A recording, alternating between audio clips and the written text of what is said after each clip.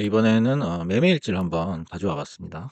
제가 맨날 인제 신규 상장주만 인제 주로 다루니까 '이 사람은 왜 매매는 안 하고 신규 상장주만 다루나?' 이렇게 궁금해하시는 분들도 계실 것 같아서 제가 인제 일을 하면서 이제 짜투리 시간에 매매한 거를 한번 보여 드리겠습니다. 그래서 이거는 인제 10월 9 일부터 11월 9 일까지의 그 매매 내용이에요. 실제 그 매매를 했던. 근데 인제 뭐 많이 안 했어요. 많이 안 해 가지고 금액 자체는 굉장히 작죠. 근데 인제 수익률을 좀 주목을 해 주셨으면 해요. 저도 인제 그 수익이 나기 시작한 건 한 2달? 2달 정도인 것 같아요. 예. 그전까지는 어마어마하게 저도 손실을 많이 봤기 때문에 그 인제 손실을 많이 봤을 때 그리고 수익을 냈을 때의 어떤 매매 스타일은 완전히 정반대입니다. 완전히 정반대예요.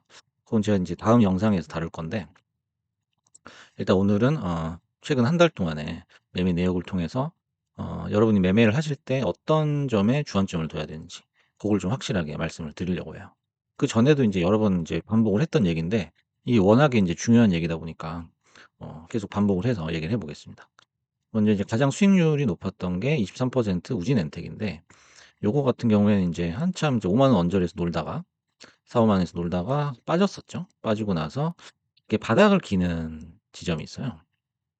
요게 이제 17,000원 언저리인데 17,000원 이제 언저리에서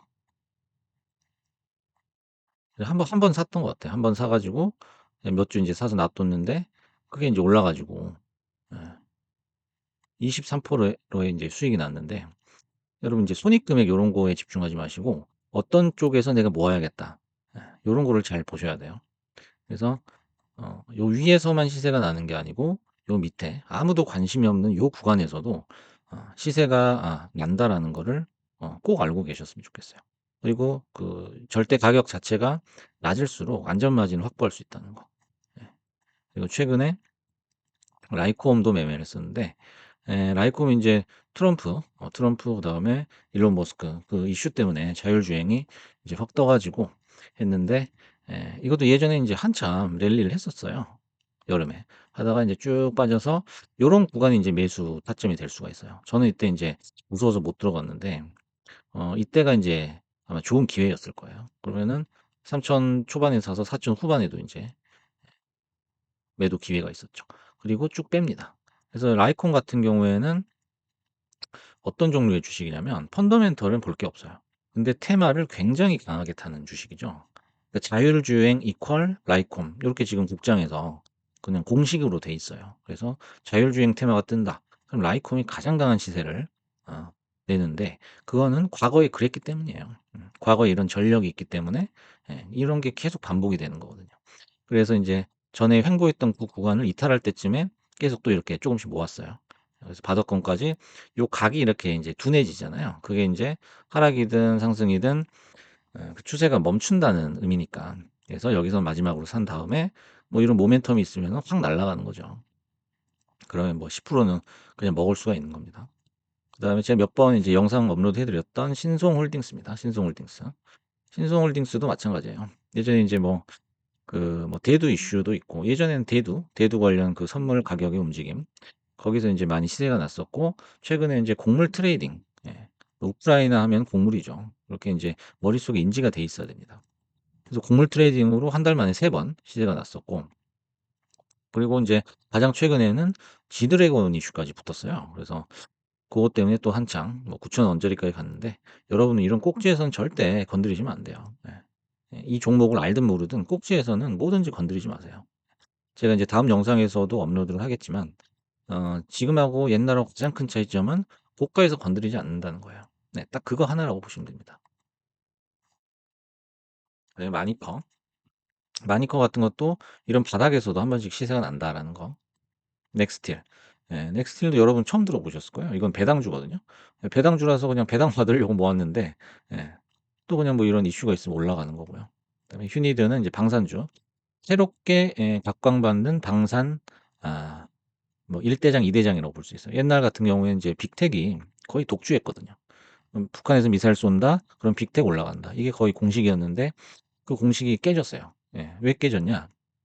빅텍에 너무 많은 개미가 달라붙어 있어 가지고 그 꼭지에서 물린 애들이 많거든요.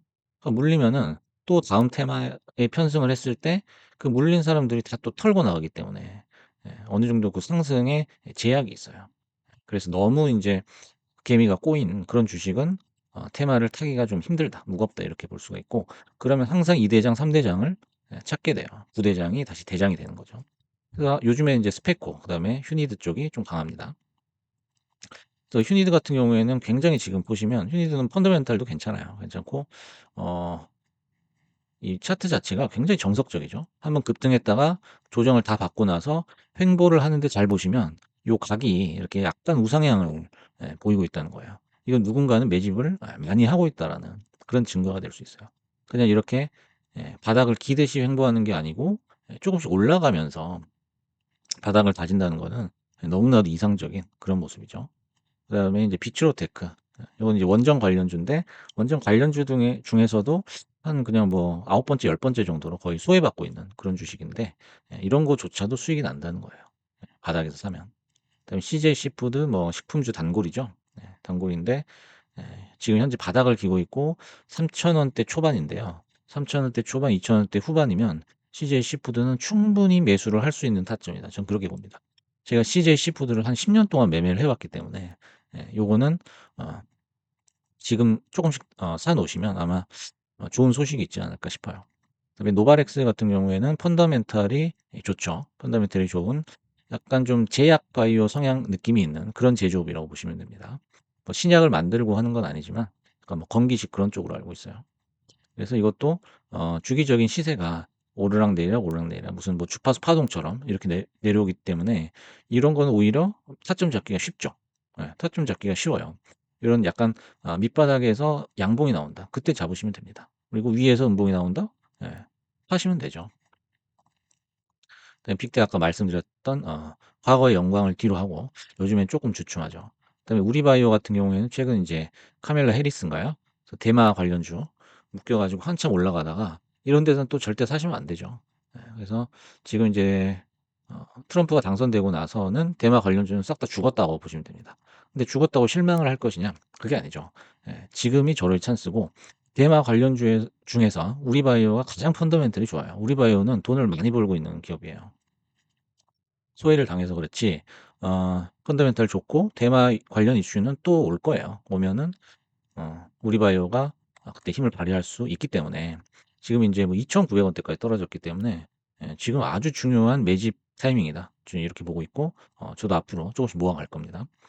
그다음에 이제 하나 시스템인데 뭐 하나의 대표적인 방산 관련주죠. 뭐 하나 에어로스페이스도 있고 뭐 하나 시스템도 있고, 그래서 인제 통신 쪽은 아마 시스템으로 알고 있어요. 지금 여기 정고를 거의 돌파를 하려고 하는 그런 시점이고, 이렇게 횡보를 하는 구간이 있으면 항상 눈여겨봐야 되는 주식입니다. 뭐 돈을 그렇게 많이 버는 건 아니지만 그래도 흑자 기업이죠, 하나 시스템. 그리고 인제 최근에 방산 이슈는 정말 역대급이에요. 최근 20년 동안 방산주가 이렇게 주목을 받았던 적은 단 한 번도 없습니다. 그냥 북한 미사일 쏘면 뭐 빅텍 올라가고 이런 뭐 장난치는 주식이나 있었지, 방산 자체에서 방산 섹터 자체에서 뭐 수익을 내 가지고 또 유망한 어떤 탑픽으로 뽑아주는 그런 섹터로 인제 손에 꼽는 그런 경우는 거의 없었어요. 최근이 거의 뭐 처음입니다. 그래서 요런 것도 인제 주목을 해 주시면 좋고요. 대신 인제 절대 이런 데서는 사지 마시고 지금 들어가라는 얘기가 절대 아니에요. 이 지금의 어떤 시세가 빠지고 나서 소외가 돼 있을 때 그리고 횡보할 때 들어가시라는 거죠. 네, 뭐 한세실업, 한세실업도 한참 이렇게 노바렉스처럼 이렇게 주파수처럼 움직이는 주식이었는데 최근에 실적 이슈가 있어 가지고 지금 한 단계 다운그레이드가 됐어요, 가격이.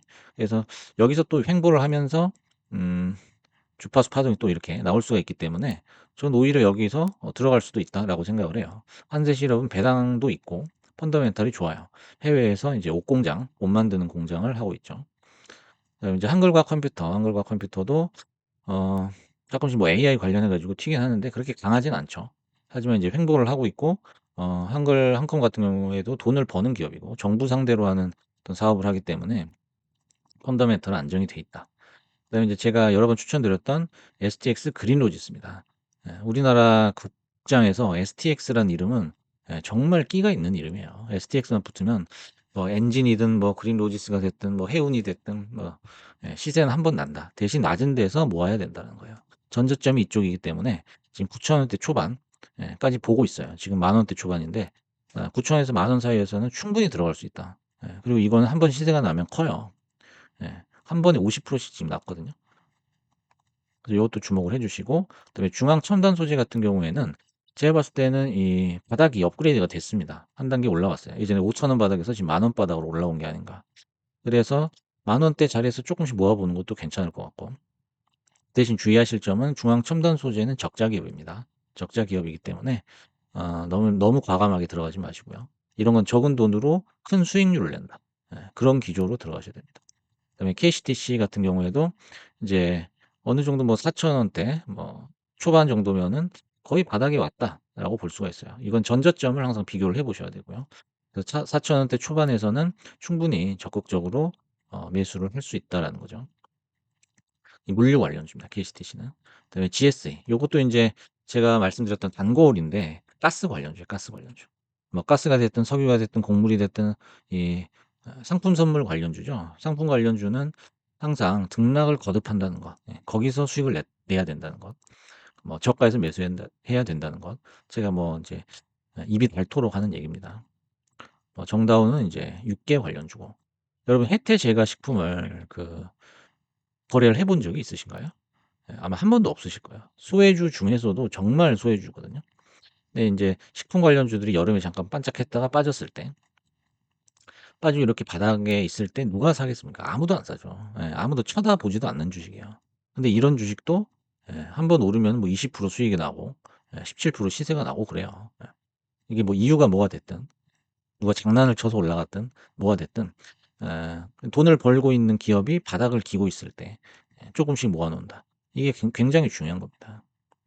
오성 첨단 소재는 이제 아까 얘기했듯이 우리바이오하고 인제 같이 대마 관련주고, 요렇게 인제 수익이 났는데, 이번 달 매매의 특징이 뭐냐면 제가 5% 기준을 지켰다는 거예요. 수익이 5% 이상 나야 이거를 익절을 했다라는 거죠. 그러니까 보시면은 5% 이하는 별로 없어요. 그러니까 요게 인제 뭐라고 하죠? '더 이상 이제 올라갈 여지가 없다.'라고 판단될 때만 5% 이하에서 자르고, 그 나머지는 전부 다 인제 5% 이상까지 기다렸다는 거예요. 예. 기다리니까 이게 올라가더라 이거죠. 그래서 수익은 크게 손실은 작게 하면서 항상 바닥에서 모아 갔을 때 7% 정도의 수익이 났다라는 거를 여러분도 좀 기억을 하시길 바라면서, 좀 안 좋은 장이지만 그래도 앞으로는 좀 이제 장이 괜찮아지겠죠. 꼭 수익을 내시기 바랍니다.